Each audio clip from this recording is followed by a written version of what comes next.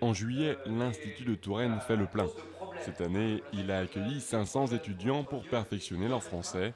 L'école a la cote à l'étranger. Car quoi qu'on en pense, le français s'apprend toujours à travers le monde. Ben oui, on espère qu'il continue à bien se vendre, mais il faut se battre dans peut-être un marché qui parfois est plus restreint qu'autrefois.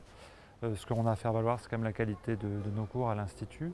Et puis, vous l'avez remarqué, le français, c'est quand même la langue d'échange ici pour beaucoup de nationalités. Donc c'est un aspect aussi plutôt sympa du mois de juillet, c'est qu'il y a plus de 40 nationalités qui sont présentes. Quelle que soit leur nationalité, un point commun les relie tous, l'amour de la langue et du pays.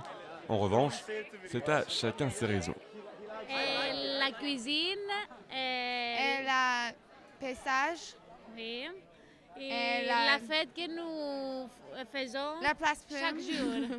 J'aime la France plus des États-Unis. Monsieur Bush n'est pas en France. Comme Colline, américain, et Magdalena, autrichienne, plus d'un tiers des étudiants de l'Institut choisissent le logement en famille d'accueil. Un choix motivé pour l'immersion totale aux coutumes françaises. Qu'est-ce que vous avez fait aujourd'hui? Travailler. Beaucoup de grammaire. Oh, toujours de la grammaire. Nous sommes tous ravis. Notre fils qui a 6 ans et demi ne considère pas nos hôtes comme des simples hôtes, mais dès le départ a dit j'ai des grands frères, des grandes sœurs. Pour ces deux jeunes étudiants de 16 ans, c'est le premier séjour en France. Et si après 4 à 5 années de pratique, la langue française est en bonne voie d'être maîtrisée, le mode de vie, lui, leur réserve parfois quelques surprises.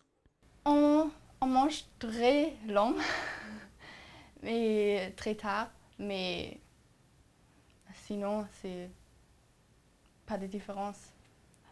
L'Autriche n'est pas si loin que, par exemple, les États-Unis. Chaque année, près de 2300 étrangers, étudiants ou enseignants, passent par l'Institut.